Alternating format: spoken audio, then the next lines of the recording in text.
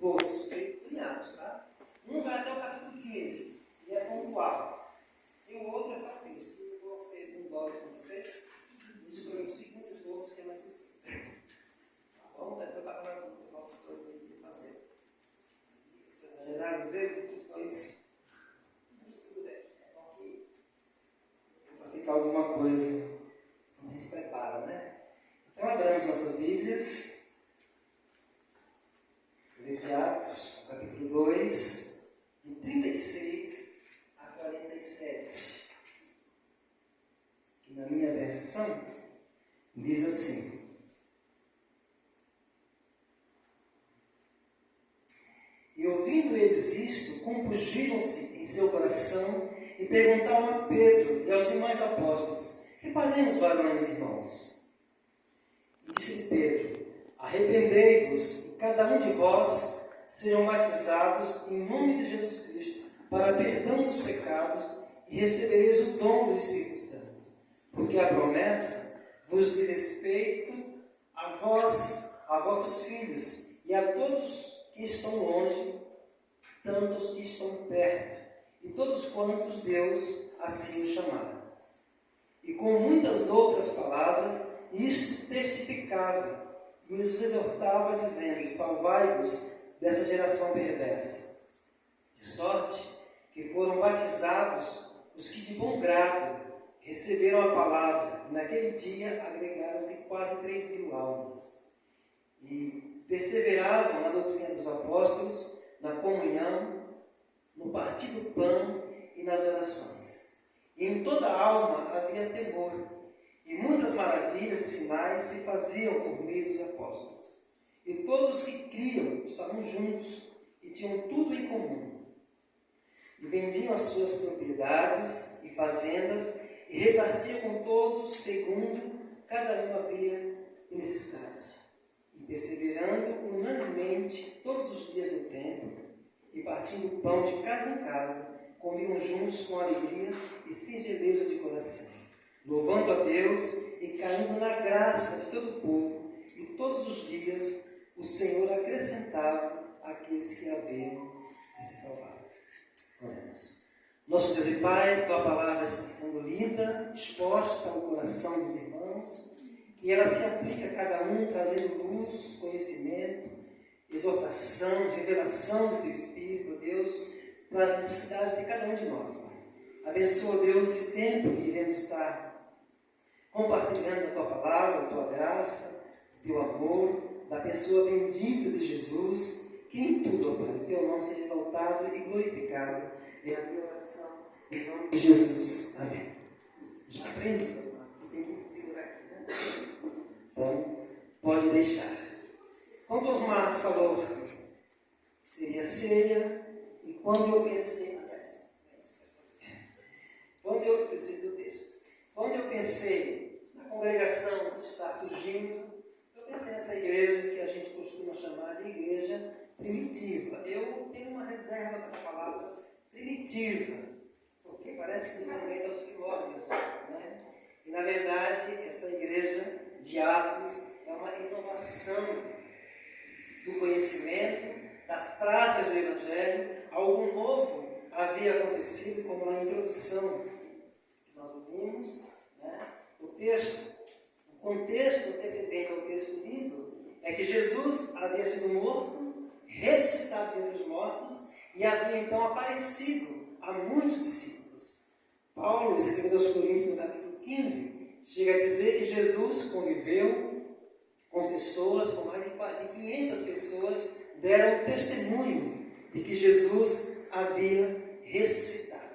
Em Atos 1:8, quando os discípulos perguntam se aqueles seriam os dias da restauração de Israel, Jesus então responde a eles dizendo: não nos compete a vós conhecer tempos e épocas que o Pai tem revelado para si mesmo, mas recebereis poder ao descer sobre vós o Espírito Santo, e sereis muitas testemunhas, tanto em Jerusalém como na Judéia e até os confins da terra.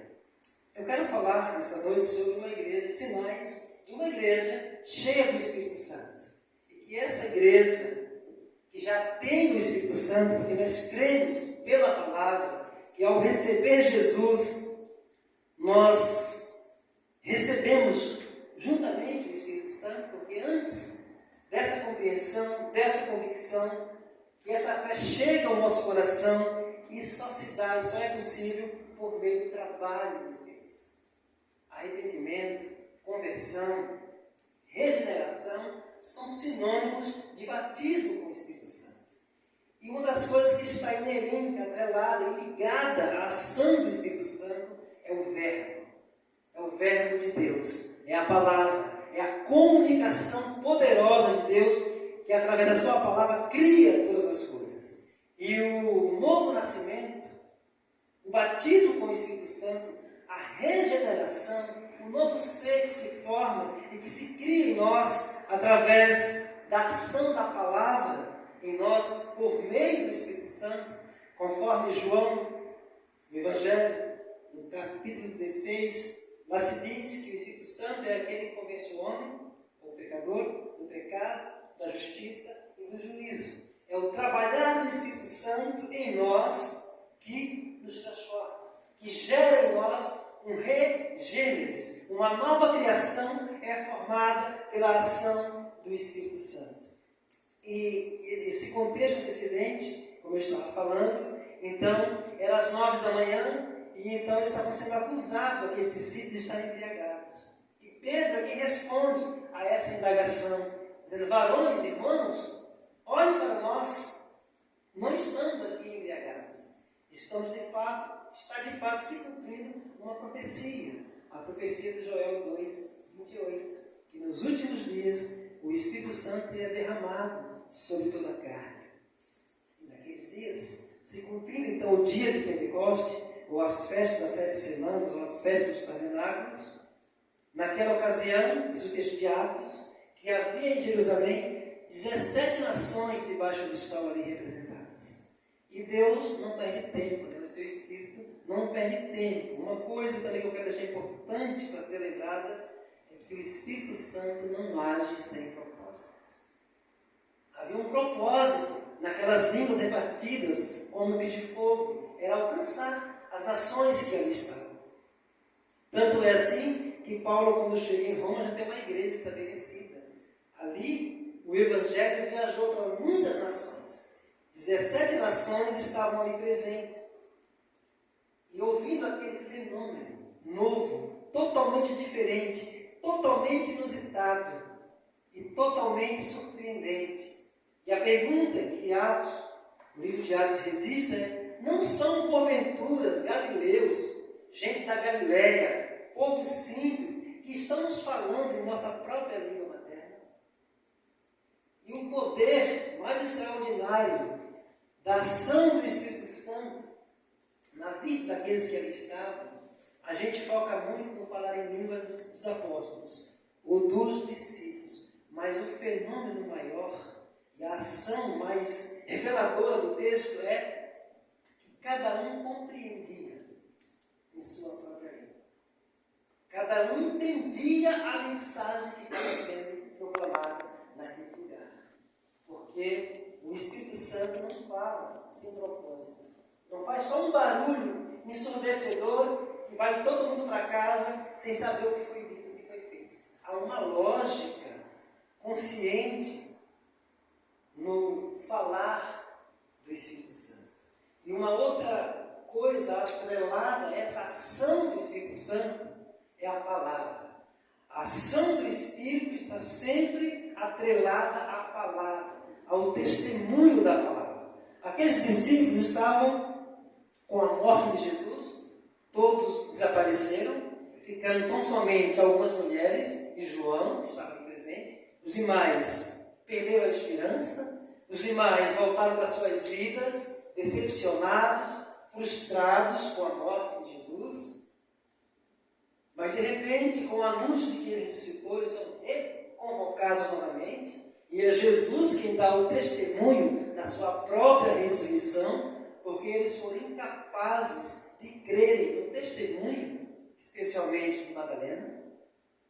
Então, Jesus censura a incredulidade deles, está no Evangelho de Marcos, no capítulo 16, quem quiser conferir.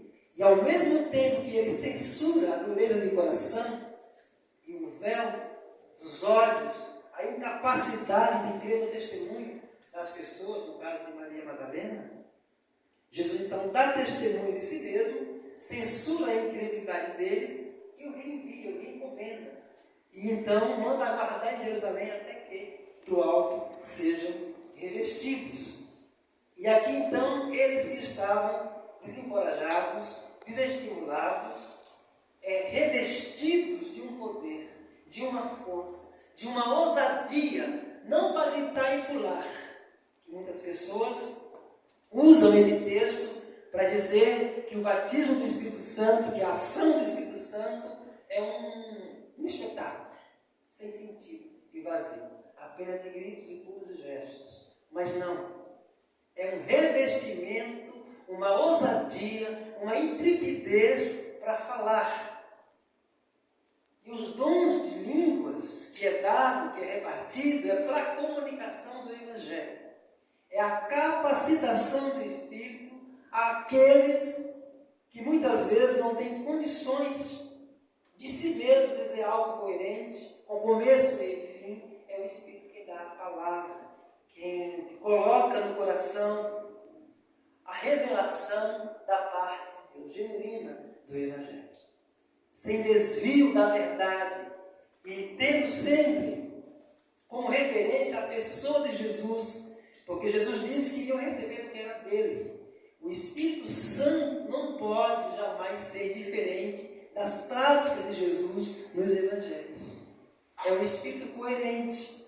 E esse Espírito desceu sobre a igreja para dar testemunho da pessoa de Jesus, para levar Jesus aos povos. Então eles receberam dínamos, poder, coragem, ousadia, intrepidez para falar. Pedro era um pescador simples, iletrado, sem conhecimentos acadêmicos. Tinha apenas o conhecimento oral da Torá. Como todo bom judeu, frequentava as sinagogas e conhecia a leitura dos profetas, do Velho Testamento.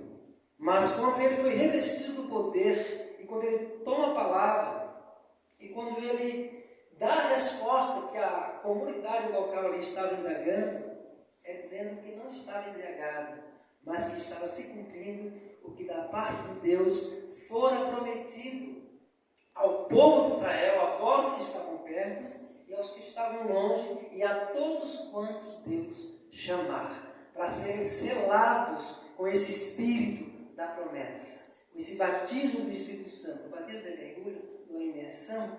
Eles foram imergidos no Espírito de Deus. E Paulo, quando escreve aos Efésios, ele diz que o Espírito Santo é o selo, é o penhor, é a garantia do nosso pertencimento a Cristo. É Cristo habitando em nós, na pessoa do Espírito Santo, com toda a singeleza do ser de Jesus, que é manso e humilde de coração.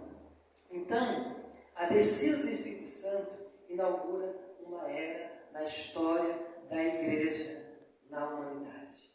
Algo novo, surpreendente, inusitado, jamais esperado, jamais sonhado. É quase que aquilo que diz 1 Coríntios 2,9, né? Que não subiu com o coração humano, o que o homem não imaginou, não pensou, é aquilo que Deus tem preparado para aqueles que o amam. Então, ali em Atos, começou Deus a mostrar um pouco do que será a glória da eternidade, que nos será mostrada com Ele na glória eterna, quando estaremos presentes com Ele, desfrutando das maravilhas celestiais. Mas naquele momento, aquilo foi tão impactante e tão surpreendente que todos ficaram suspensos, atônitos, maravilhados, perplexos com a coerência da fala de cada um deles e com que cada um entendia e compreendia o que eles estavam falando. E aquilo impactou de tal modo que só naquele dia, na única pregação de Pedro, esse pescador simples, que havia negado, mas que havia sido restaurado e reintegrado ao grupo apostólico, agora é ele que se destaca. Até o capítulo 9 de Atos, é Pedro que tem o comando da liderança, da proclamação do Evangelho naqueles dias. Mas essa igreja, cheia do Espírito Santo, que ali foi abençoada, e que naquele dia se converteram quase 3.000 almas, ela também cometeu alguns erros. A igreja de Atos não é perfeita. Ela é perfeita na sua eclesiologia, no seu ideal, no seu modelo, mas na sua vivência comunitária, ela tinha os defeitos que nós temos como igreja. Ela ficou ali em Jerusalém por algum tempo, descumprindo aquilo que Jesus falou que era para eles fazerem. Ir por todo mundo, pregar o Evangelho a toda criatura, em Samaria, Judéia e até os confins da terra. Mas essa igreja preferiu curtirem as maravilhas de serem abençoadas naquele local. Ficaram ali em Jerusalém, se autoajudando, se fortalecendo, cheio do Espírito Santo, mas sem cumprir o ídolo de Jesus. Capítulo 7 de Atos diz que a perseguição que cai forte sobre a igreja, através do testemunho de Estevão, da morte de Estevão, que a igreja, o termo grego, a igreja é semeada. É a perseguição que espalha, vem para abençoar a igreja com perseguição para que ela fosse cumprir o que de fato ela foi chamada para ser e fazer, que é missões, que é proclamar, que é evangelizar, que é ir por todo mundo anunciando essas maravilhas, essas maravilhosas obras de Deus realizadas primeiro em nossa vida e depois testemunhadas a outros. Então, em primeiro lugar, uma igreja cheia do Espírito Santo, selada pelo Espírito Santo, é aquela que proclama a palavra de Deus, que fala com ousadia, que fala com poder, que perde a timidez, que quer alcançar o mundo para Cristo, que quer alcançar os perdidos. E com isso conta com a ação do Espírito. Então, um outro ponto de uma igreja cheia do Espírito Santo é que ela estuda a palavra de Deus. Como eu falei há pouco, o Espírito Santo está intimamente ligado à palavra, à revelação da palavra de Deus, que é Cristo. A palavra é uma pessoa. E aqui temos o registro dessa pessoa, que é Cristo. Cristo é o Verbo, é a comunicação plena, absoluta de Deus. E é essa comunicação plena, absoluta, o Logos, que é uma ideia que João usa, porque João morou em Éfeso, perto de Tales e Mileto, tinha a compreensão filosófica do Logos, que era o Verbo de si mesmo, e que era a comunicação suprema. E João então se utiliza, dizendo que no princípio era o Verbo, era a comunicação. Então o Espírito de Cristo comunica a palavra genuína do Evangelho às pessoas. E uma igreja cheia do Espírito Santo tem esse prazer e esse cuidado de estar continuamente estudando, ensinando a palavra. Atos 2, 42 nos informa, nos dá conta disso, de que uma igreja cheia do Espírito Santo é aquela que persevera, é a expressão que Lucas usa aqui em Atos, persevera na doutrina, no ensino dos apóstolos. Qual era o ensino dos apóstolos? Era o ensino do Evangelho, a boa nova de Cristo. Era a ressurreição de Cristo. Aliás, o livro de Atos, o sobressalente do livro de Atos, que ressalta os olhos, é a ressurreição de Jesus dentre os mortos. A pessoa de Jesus é o tempo inteiro ressaltada por Lucas no livro de Atos. Porque, de fato, a gente não se reúne aqui para falar de Moisés, de Abraão, nem de Isaac, nem de Jacó. Eles foram maravilhosos nos seus erros e acertos, mas ele não é o velho encarnado. Não sou seguidor de Moisés, sou seguidor de Cristo.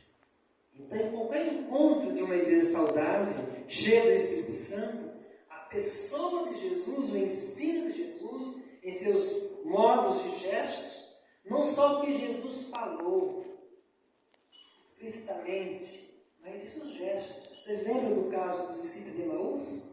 Que andou 12 quilômetros com Jesus, ardia-lhes o coração enquanto eles conversavam com Jesus, mas que de fato só foram perceber que era Jesus nos gestos, na singeleza do partir do pão, no modo como ele serviu a ceia ali.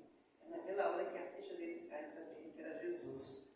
Hebreus 1:1 diz que Deus falou no passado de várias formas, de várias maneiras, mas que nos últimos dias fala por meio de Jesus, que é o seu Filho. E Jesus fala de várias formas, de várias maneiras. Eu quero só abrir um parênteses, e aproveitando que a gente está aqui, não sei se eu nunca falei isso a ela, mas eu, quando me converti, só um parênteses, eu estava numa agonia de alma muito grande, querendo morrer, crises existenciais profundas, né? E foi um sonho que eu tive com a Esli cantando. Numa época ela cantava muito na igreja, muitos solos, com violito, violão, né? E como foi abençoador. E lá em casa morava Inocêncio, eu e o Djalma. E nós ficávamos apostando qual era o dia que a Esli ia cantar. E às vezes era de manhã e às vezes era à noite. Aí quando eles não iam no culto, a gente foi, a Esli cantou, não foi. Mas, na verdade, eu tive um sonho com a Esli cantando e eu venci o dia que eu gosto de paz. A Esli foi uma figura, uma mídia, um meio que Deus usou apenas, né? Uma referência de sonho apenas, né? Mas com aquela melodia, aquela voz, aquela canção, eu acordei diferente naquele dia e trabalhar com o coração leve, cheio de paz, não sabia de onde vinha a paz. Sabia que havia uma alegria e que eu deveria estar nesse espírito, nessa comunidade, nesse lugar. E foi aí que começou a semente do desejo de buscar a Deus, de querer conhecer o Evangelho. Algo já havia sido semeado no meu coração há muito tempo, mas foi aquele sonho e aquela impressão. Vocês devem saber que há sonhos e há sonhos, né? Há sonhos que nos deixam uma impressão nítida de algo profundo e marcante em nós. É subjetivo, não dá para materializar o sonho, mas fica o recado que Deus nos dá. Eu era tão rebelde, tão endurecido, que eu brinco, Deus só falava comigo dormindo, porque acordado eu existia. Então, conscientemente, eu não aceitava. E eu comecei a ler a Bíblia, de fato, para discutir com Inocêncio, que era fera na Bíblia. Conhecia o Novo Testamento quase que de cor. E eu não tinha lido nada de tudo, queria dizer que não era assim. Aí ele me deu uma Bíblia católica para mim ler, e eu li, quanto mais eu lia, tudo que eu lia era o que ele dizia. Então eu não tinha argumentos para lidar com ele, né? Mas, fechando parênteses, isso foi a semente e o modo como Deus começou a trabalhar o meu coração. Porque Deus fala de várias maneiras, de várias formas. Isso é o padrão para outra pessoa? Não. Comigo foi assim porque eu era daquele jeito, né? Resistente, e foi no meio de Deus agir na minha vida. Eu sou muito grato a esse dia. E teve um outro detalhe agora tão recente com a família de vocês, que eu acho que vale a pena contar para eles estão aqui, foi sobre o pastor Geraldo. Que alguém batia na porta da casa dele, isso me impressionou muito. Porque alguém batia na porta e quem atendia era Cindy.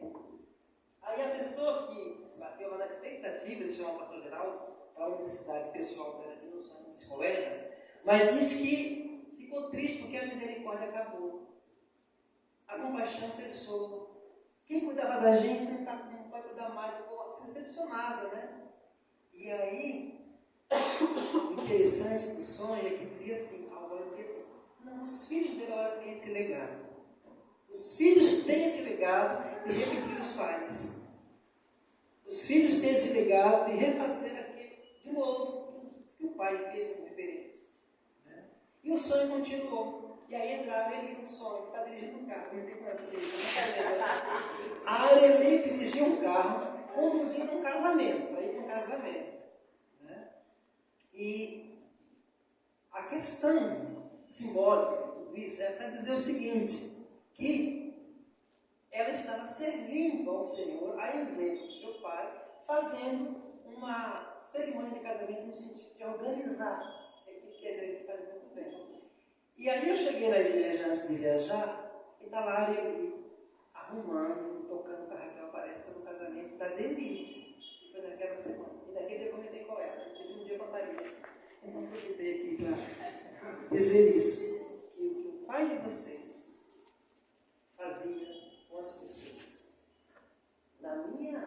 interpretação, na minha subjetividade do meu sonho, vocês agora têm essa missão de serem Geraldinos no mundo. Já pensou que maravilha? Né?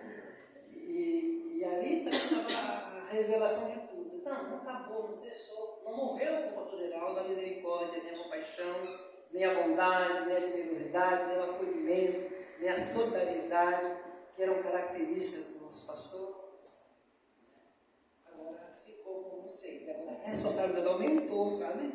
Sobre vocês, né? Porque vocês agora vão repetir isso também. Vocês fazem isso já, na verdade, já fazem. Mas saber disso eu acho que dá um senso de mais comprometimento com a referência que foi o pai de vocês na vida das pessoas, na minha vida, da minha família. E eu sempre pensava que se o pastor Geraldo fosse na minha casa, lá em Sergipe, todo mundo se convertia. Quando ele convertia. Eu tinha essa ilusão. E se ele fosse lá e pregasse no culto, não ficava ninguém sem se converter. O que aconteceu com inocência, com o Raul vive comigo, então seria assim. Fechei parênteses. Fechei. Voltamos então para a igreja cheia do Espírito Santo, que carrega, tem que ter esses valores, né? Que o pastor Geraldo plantou em nosso coração. Todos quantos foram doutrinados, ensinados e acolhidos por ele e pela irmã Meire, sabem disso. Que o Evangelho é graça, é bondade, é misericórdia, é acolhimento, é compaixão. E se não for assim, não vale a pena estar aqui nessa noite. Se não for por isso, por essa largueza de coração, como Paulo fala, dilatai-vos o vosso coração para o amor. Então, uma igreja cheia do Espírito Santo estuda a palavra, ensina a palavra, exorta pela palavra, aconselha pela palavra, restaura vidas pela palavra. Tudo é por meio da palavra revelada de Deus em Cristo e que para nós está registrada em um livro. Está aqui a palavra de Deus, mas Cristo tem que ser o centro de tudo. Tanto do Velho Testamento quanto do Novo. Eu leio tudo a partir de Jesus, para trás e para frente. Tem que encontrar Jesus, que é o Verbo encarnado, que é a revelação suprema do ser de Deus a nós. Então, se desejarmos ser uma igreja cheia do Espírito Santo, devemos saber que o primeiro sinal é sermos uma igreja fundamentada no ensino do Evangelho. Você vê que no Evangelho, nos Evangelhos, algumas igrejas mais ortodoxas, mais tradicionais, pulam muito os Evangelhos, não notaram isso? Falam muito de Abraão, de Isaac, de Paulo, de Jacó, e pouco de Jesus. Porque Jesus não é muito bem-vindo nas igrejas, muitas vezes. Pela liberdade que tem Jesus. Pela falta de moralismo que Jesus muitas vezes deixa de lado para alcançar o perdido. Para depois de alcançar, aí vem a questão moral. Mas muitas vezes queremos ter uma camisa de força moral, queremos ter uma espiritualidade judiciosa, pesada, carregada de verdades bíblicas, de textos bíblicos, mas sem a leveza do ser de Cristo, que é manso e humilde de coração. Que na espontaneidade do amor e da graça, a singeleza de coração carrega a beleza da ação de Deus na vida humana.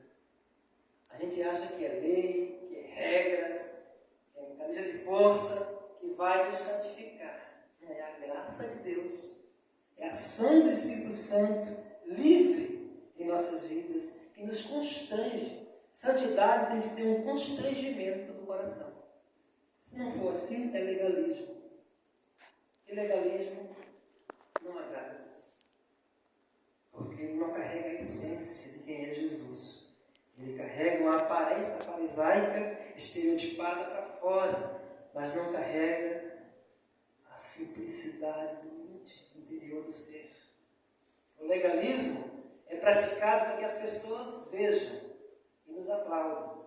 A santidade genuína é para Deus, é no quarto, é na sua casa, é na vida, é no dia a dia, é num dia depois do outro. Então, o fundamento dos apóstolos é Jesus. Ele é a pedra que os edificadores rejeitaram, mas ele é a pedra de esquina, a pedra fundamental. Ela é a pedra, a coluna, o balizamento da nossa fé, do nosso ser, de quem eu devo ser em Deus, é Jesus. Eu devo melhorar como humanidade, como ser humano, eu devo ser tão humano quanto Jesus. Eu devo ser santificado, eu devo ser parecido com Jesus, para ser santo. Não parecido com Moisés, mas parecido com Jesus. Por melhor que Moisés tenha sido. Mas Jesus disse, eis aqui quem é maior do que Moisés, maior do que Salomão, maior do que todos quantos vieram antes dele. A nossa referência absoluta é Jesus. Então, o fundamento dos apóstolos é a pessoa de Jesus e os seus ensinos, que está explicitado, revelado no Sermão do Monte. Mateus 5, 6, 7. É os ensinos fundamentais. Se não tivéssemos a Bíblia toda, mas tivéssemos o Sermão do Monte, nós teríamos como ser para Deus conforme Deus deseja que sejamos. Se praticasse somente aquilo ali, seríamos crentes como somos, conhecendo toda a Bíblia. Aí está a síntese de todo o ensino de Deus aos homens. Em segundo lugar, essa igreja cheia do Espírito Santo, que essa comunidade aqui seja cheia do Espírito Santo, nesse sentido do livro de Atos, nesse contexto da palavra, do ensino, da exortação, da comunhão, do acolhimento, da generosidade, do amor, da simplicidade, que é a pessoa de Jesus, os gestos e os modos de Jesus. Uma outra característica dessa igreja é a comunhão, a koinonia, o encontro comunitário para celebrar a ressurreição de Jesus. Essa palavra koinonia, cujo significado é duplo, carrega a comunhão com Deus e a comunhão com os outros. Ela também é dupla no sentido de que ela compartilha recursos naturais, de necessidades físicas, e também carrega recursos espirituais. Como diz Paulo escrevendo aos Colossenses, né? Quando estiverem juntos, que haja hinos, cantos espirituais e salmos em vossos corações. Então, essa comunhão carrega essa característica do compartilhar coisas, bens, suprindo necessidade de pessoas, como eles ali fizeram em Atos, mas também as necessidades espirituais, subjetivas. Orarmos pelos outros, intercedermos pelos outros, estimularmos uns aos outros. Eu lembro que a irmã Meire, sempre que me via, tinha uma palavra de estímulo para a minha vida. Sempre. Era impressionante. Sempre. E às vezes, ela brincou uma vez dizendo que ela sonhou que eu, inocente, tinha morrido. Aí ela falou assim, não, mas foi espiritualmente. Aí ela corrigiu, rapidinho. Ela falou, não foi espiritualmente, não. Não morreu espiritualmente, não. Porque era pior, né, morrer espiritualmente do que físico. Né? Aí ela tentou consertar. Achei interessante. Mas ela sempre tinha uma palavra de estímulo, de encorajamento a todos, indistintamente. E então, essa igreja cheia do Espírito Santo carrega essa comunhão explicitada na vida. Esse desejo de estar juntos, de comer o pão juntos. Lógico que o contexto daqueles dias, do primeiro século, é diferente de hoje, né? Hoje, a gente só consegue se ver nos domingos à noite, muitas vezes correndo, sem muito tempo. Mas o princípio está estabelecido. O princípio de uma igreja, que se pretende ser igreja conforme o Novo Testamento, ela precisa entender a necessidade de estar junto, de compartilhar, de ter comunhão, de estar presente, de saber da vida uns dos outros no sentido das necessidades e poder suprir sem fazer alarde, sem tocar trombeta, sem fazer divulgação do que fez, conforme Jesus diz, né? Lá no Sermão do Monte, o que a direita fizer, a esquerda não saiba. Então, que haja nessa igreja cheia do Espírito Santo essa prática da comunhão com essa duplicidade de comportamento, no sentido, no nível material e físico e também no nível espiritual, essencialmente no nível espiritual, de orar uns pelos outros, interceder uns pelos outros. O terceiro ponto dessa igreja cheia do Espírito Santo é a adoração. Essa igreja se reúne para ouvir a palavra, essa palavra no coração, sendo genuinamente falada, ela gera comunhão, fortalecimento, ela focaliza a vida das pessoas. Essa palavra nos liga uns aos outros, pelo poder que ela tem, porque ela é viva e eficaz, conforme Hebreus 4:12. E essa mesma palavra constrange o nosso coração para a adoração, que não é cantar. Por mais que a gente goste de cantar, louvar é uma das expressões da adoração. Mas, de um modo mais simples, adorar é viver. Adorar é viver para glorificar a Deus. Adoração é entrega. Entrega do coração, entrega da vida, entrega do ser. É se render aos pés de Cristo. Isso é adorar. O que daí decorre depois, se é cantando, se é pregando, se é louvando, se é lavando o banheiro, se é limpando os pratos, se é ajudando ali também a louvar, em tudo. Quanto façamos, como fala Paulo aos Coríntios, né? Quem comais, quem bebais, 10:31, ou façais qualquer outra coisa, fazem tudo para a glória de Cristo, ou para a glória de Deus.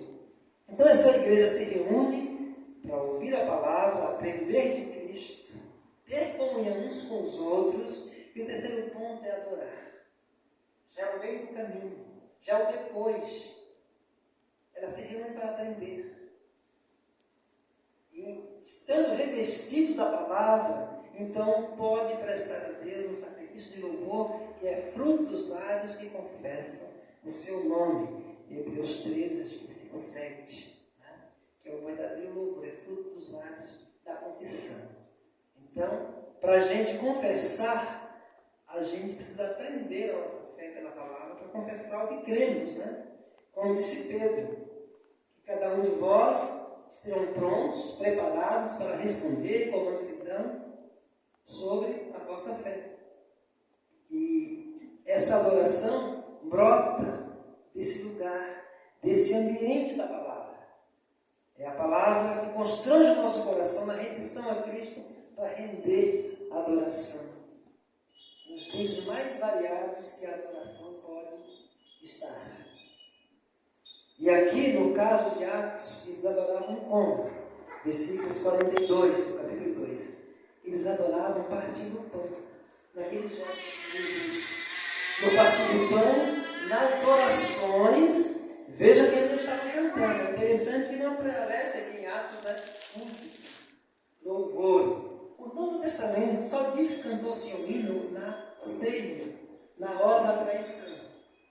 E cantaram o hino. O Novo Testamento quase que silencia sobre hinos, né? Música no sentido, mas o louvor está presente. Óbvio que eles cantavam. Óbvio que os salmos são cânticos que os judeus, pela sua própria cultura, já faziam. Óbvio que está presente. Mas não era, o centro da liturgia não era o cântico em si. O centro de qualquer liturgia genuína da palavra deve ser a palavra, a adoração, a comunhão, o partir do pão, para ter sentido. Senão vira um mecanismo vazio de um ativismo que a gente se cansa de fazer e nada fica em nós. Eu descobri ao longo da vida cristã que o dom de Deus é aquele que você, em exercendo aquilo, você se doa. Você acaba fazendo aquilo, mas você não fica exausto. Você é renovado enquanto você faz aquilo. Enquanto você se doa para aquilo, aquilo te renova as suas forças. Aquilo te reestimula. Aquilo te coloca no caminho de volta para fazer de novo, para se repetir sempre, sem que aquilo seja um cansaço, um peso. Quando algo é imposto, é algo que as pessoas acham que você tem, que você deve fazer, mas não é aquilo que o seu coração deseja fazer, que está em você, como algo inerente à ação do Espírito Santo em você, aquilo te cansa. Mas quando é algo que Deus deu, aquilo não te cansa. E eu descobri isso muitas vezes no exercício da vida cristã, de coisas que eu faço, todo o coração, mas que não é aquilo que em fazendo e me restaura. E a coisa é no exercício do dom que nos restabelece, e nos renova, e nos restaura. Então a adoração também passa por esse caminho do serviço, né? Não só do cantar, do louvar, do adorar no sentido da expressão musical, mas mas também dos serviços. Tudo é adoração. Tudo que façamos deve redundar em glória ao nosso Deus. Então aqui eles, no caso de Atos 2,42, eram no partir do pão, nas orações, que serve como ilustração da diversidade da adoração. Há uma diversidade de formas de adoração. Nos cultos primitivos, o partir do pão era um ato litúrgico. E as orações sempre criativas. E o partir do pão chamava a estar à mesa, que era uma refeição, não era como a gente faz hoje, né? Simbolicamente a ceia do Senhor, para o nosso contexto, para os nossos dias. Eles faziam refeições, matavam fome enquanto ceavam. E eles supriam também as necessidades alimentícias de algumas pessoas que não tinham. Era o cuidado que a igreja deveria ter, esse olhar aberto para o necessitado. Não é a religião verdadeira que Tiago diz? A religião verdadeira para com Deus é esta, dois pontos: ajudar os órfãos, as viúvas e aos pobres. É o que nos religa a Deus, é o próximo. Deus quer ser amado no próximo. Deus decidiu que deseja ser amado no próximo.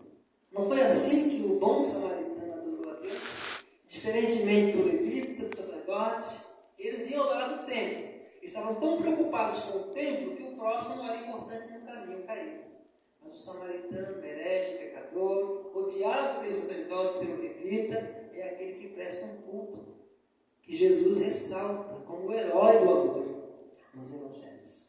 Porque o altar onde Deus quer ser encontrado é o coração. Não é em nós que Deus habita.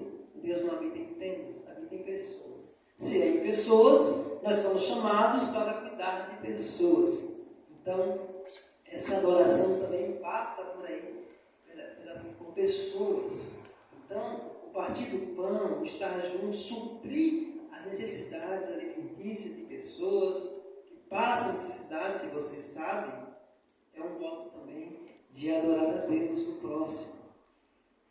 E as orações, as intercessões, não aquelas dos fariseus que davam as praças para serem vistos pelos homens, mas a oração do quarto, do lugar secreto, do coração, a oração silenciosa que você faz só para Deus e não para os homens. Então, na adoração de uma igreja cheia do Espírito Santo, deve haver essas duas coisas. E mais, uma informalidade formal e uma formalidade informal. Tem que haver um equilíbrio na nossa liturgia, no nosso jeito de ser igreja. Tem que haver um critério de uma organização de um culto, com bom senso, com escrutínio, com coerência, mas também tem que haver a espontaneidade entre os irmãos quando oram, quando falam, sem um engessamento religioso, que muitas vezes a gente vira repetidores do ambiente do lugar. E apenas no mecanismo de repetir uns aos outros, e não da espontaneidade livre e simples do coração, segundo a vontade de Deus na sua vida, no seu coração. E então essa formalidade informal, esse equilíbrio entre o formal e o informal, deve haver, está presente também na adoração, na espontaneidade, da expressão da adoração, que é para Deus, não é para os homens.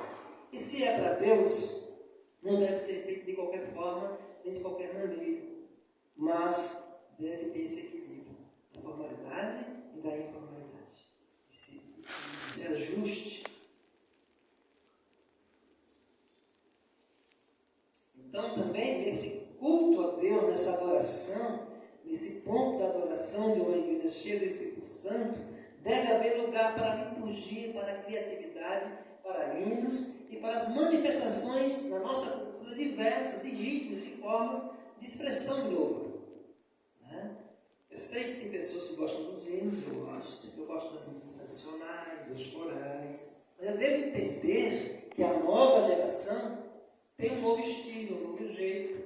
E se não for heresia o que estão cantando, é apenas uma expressão diferente daquilo que eu gosto, talvez, mas eu tenho que admitir que deve haver essa pluralidade da adoração, das expressões, como diz o livro do Apocalipse, né, que as culturas cultura dos povos rende louvor das suas artes a Deus na eternidade. Não sei como será isso, mas cada um traz das suas culturas a sua expressão de louvor a Deus, daquele que for saudável, né, e santo em uma cultura. Então, no culto a Deus, no nosso contexto de Brasil, deve haver os gêneros musicais apreciados pelos irmãos, porque a gente não...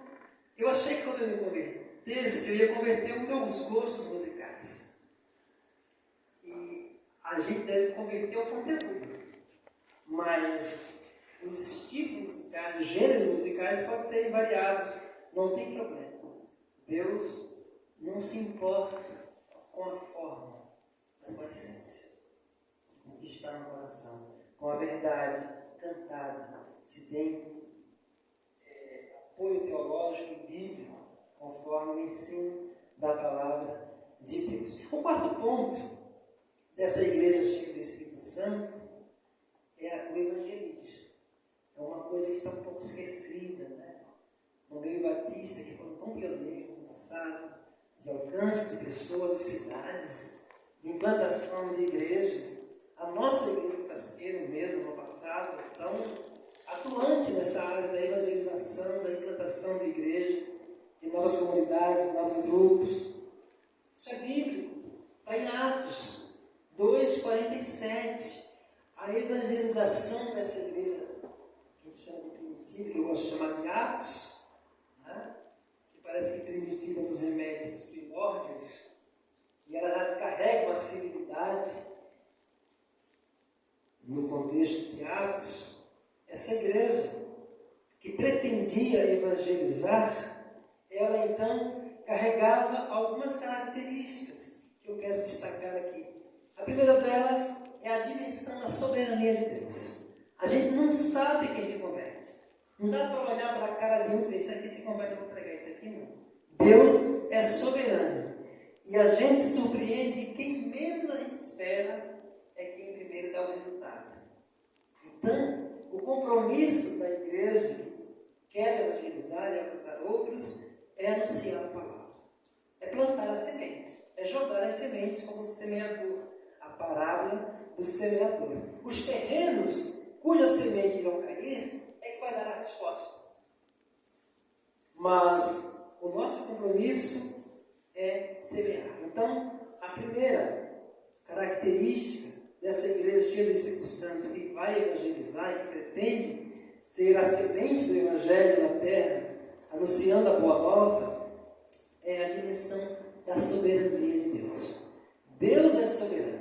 Paulo, quando escreve aos Coríntios, diz que Apolo plantou, Pedro molhou, mas quem deu o crescimento?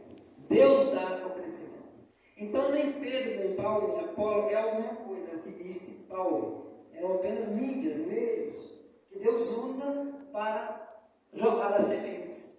Mas que o crescimento, o crescer da semente, o frutificar, é o Senhor quem faz. Então, a nossa parte é simples, é comunicar. É o verbo, né? É anunciar a palavra de Deus. A segunda dimensão dessa igreja cheia do Espírito Santo que quer evangelizar e quer alcançar a outros é a dimensão da coerência. Essa igreja que se respalda na palavra de Deus, como igreja, tem que ter uma coerência, começo, meio e fim.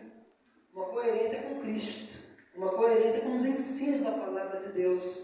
E a autoridade dessa igreja, ou desse indivíduo que na igreja deseja exercer essa comunicação do verbo, da proclamação, do querigma, da evangelização, ele deve carregar a coerência da vida. Ele deve ser cheio da palavra e coerente com ela. A autoridade de quem fala não está no berro, no grito, no tom da voz, não está na beleza pessoal, não está no conhecimento bíblico, teológico, não está, mas sim na vida, na prática dessa palavra, no exercício da fé um dia depois do outro. É isso que nos dá autoridade, é a coerência. A autoridade de Jesus. Quem é este, né? Filho de José e de Maria, não conhecendo sua mãe e seus irmãos? Como pode ele falar tais coisas? Qual era a autoridade de Jesus? Não não era só na sua fala, era quem ele era. É o que ele carregava em si mesmo. Era a encarnação do Verbo. Era a vida que ele tinha com o Pai. Era a santidade de Jesus, que numa multidão diz: quem de vocês pode me contar de pecados? Eu não posso fazer isso, porque alguém pode se levantar e revelar que é um monte de pecados meus, se me conhecer de perto. Mas Jesus fez a pergunta para uma multidão e esperou a resposta. Pilatos, olhando para ele, disse: não vejo nesse homem crime algum, pecado algum. Havia em Jesus. Então havia uma coerência. Por isso que o que ele falava penetrava os corações de um modo profundo e era quase que irresistível o que Jesus dizia.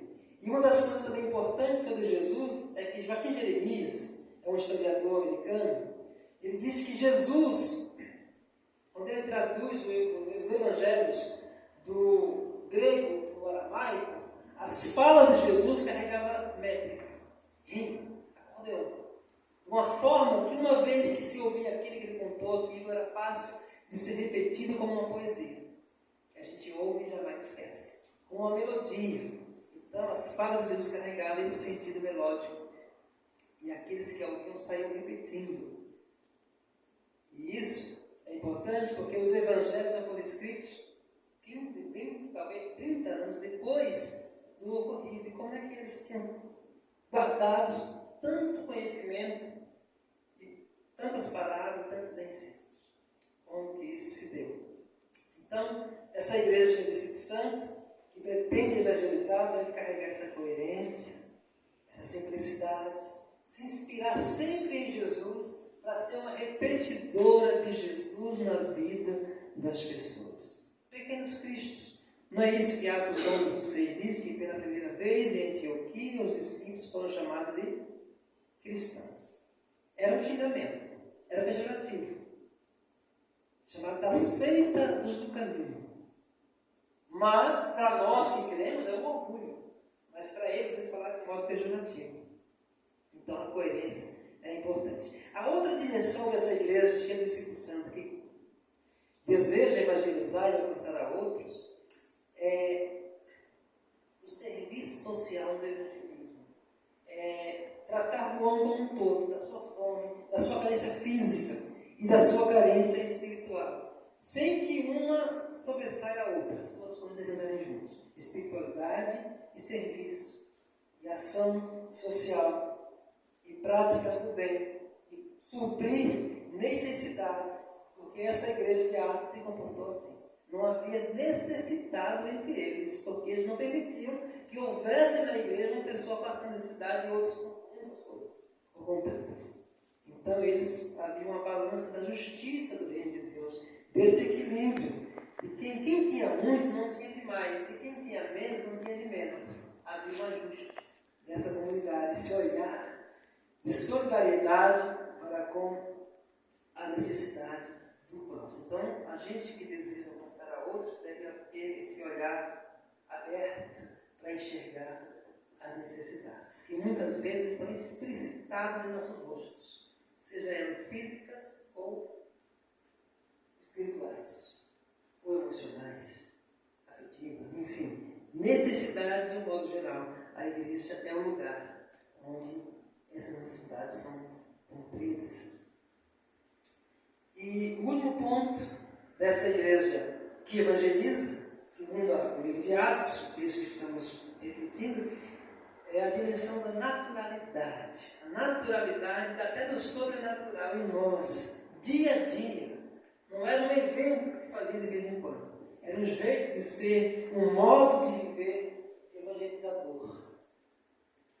Muitas vezes, como disse Spurgeon, fale sempre. Aliás, deve ficar assim em silêncio, se precisar, use palavras. Palavras se precisar. Muitas vezes, a gente tem pessoas que não concordam muito com essa prática, né? O silêncio também fala. Mas se você vive, se você encarna, se você assume o conteúdo do Evangelho, você comunica, até sem querer. Pedro, à beira da fogueira, era denunciado o tempo todo, em silêncio: você é um deles.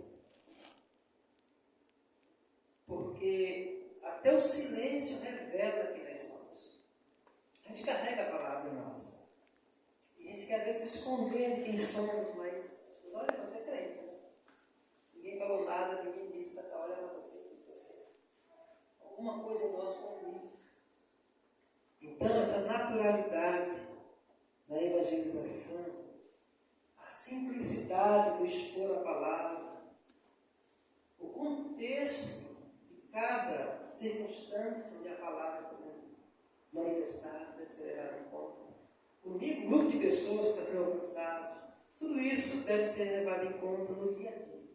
Então, lá diz que dia a dia eles proclamavam a palavra e o Senhor ia acrescentando aqueles que haviam de ser salvos. E por último, a dimensão da simpatia. Essa igreja, pelo modo como ela se comportou, ela caiu na graça do povo, na simpatia. Todos falavam bem, até aqueles que não queriam estar lá dentro dela. Como é bom, né, quando a igreja tem um bom testemunho na sua comunidade local, onde até os incrédulos que lá não vão dão um bom testemunho dos que ali congregam.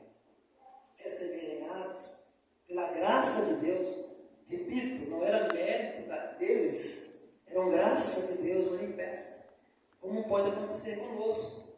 Nada de nós mesmos, mas a graça de Deus operando em nós, como disse Paulo, pela graça de Deus sou. E Paulo para nós foi um gigante, porém ele não se considerava assim, mas foi um gigante do anunciador do Evangelho. Mas ele fala, pela graça de Deus sou o que sou. Ninguém é de si mesmo nada.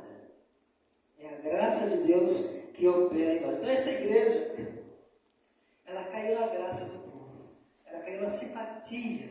Ela era simpática. Ela não carregava arrogância teológica. Ela era acolhedora. Ela não tinha o dedo em rixa apontando o pecado das pessoas. Ela tinha aprendido com Jesus que comeu e bebeu com publicanos, pecadores e meretrizes, sem lançar em rosto seus pecados, mas acolhendo-as e transformando. Porque quem muito pecou é quem muito amou, é o que ele diz no Evangelho, quando aquela mulher lava os seus pés com lágrimas. Porque o amor, diz a carta de Tiago, cobre uma multidão de pecados. Eu estou vivo para assistir à igreja de Cristo trocar o amor pelo juízo, pelos julgamentos. E essa falta de amor, a sequidão de amor, expressão de amor, de acolhimento para com o diferente, para com o inimigo, quando orar, até pelos inimigos, é que tem nos afastado muitas vezes uns dos outros e muitas vezes da missão que a igreja tem para exercer no seu contexto, na sua comunidade local. Então, a simpatia, a gentileza, a educação, o se doar, o se dilatar, como disse Paulo, para o outro, o querer trazer para dentro, o querer comprar a dor do outro, no sentido de orar por ele, de chorar por ele, de colocar diante de Deus, de interceder, de se importar. Eu aprendi com o João Alexandre que importar é trazer para dentro. Eu achei engraçado, achei interessante essa expressão. Importar é trazer para dentro. Então, se importar com alguém seria: eu me importei com você, eu coloquei você dentro de mim nas minhas orações. Você está aqui como alvo do meu clamor diante de Deus. Isso também são expressões da simpatia, de cair na graça do povo.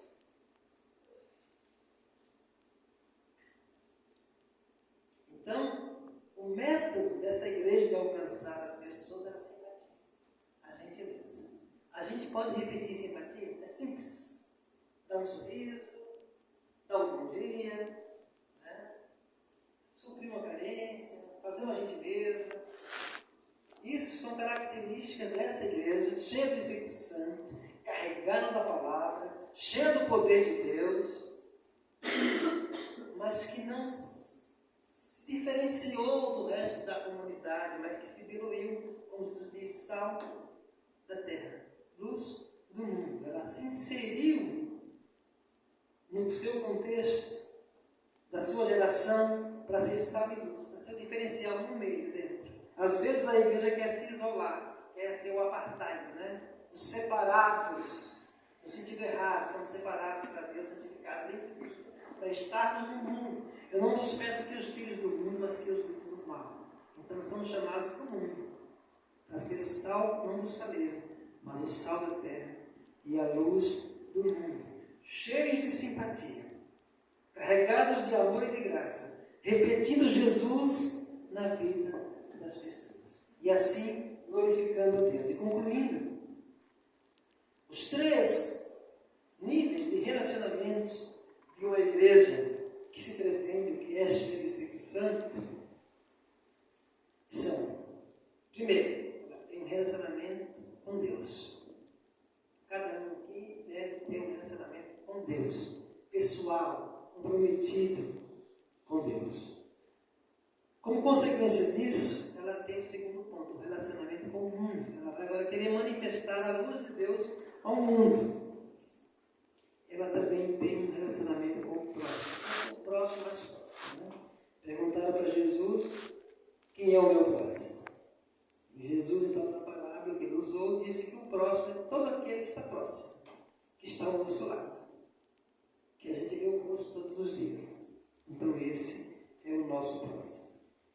Então, uma igreja cheia do Espírito Santo, estuda a palavra, adora a Deus em espírito e em verdade, evangeliza, tem comunhão e cai na simpatia do povo. Que essa comunidade aqui repita esses princípios da palavra de Deus. Não sou eu que estou dizendo, é Atos, é Lucas que diz. Registra os atos do Espírito Santo na vida dos apóstolos. Esse seria o nome correto do livro de Atos. Atos do Espírito na vida das pessoas.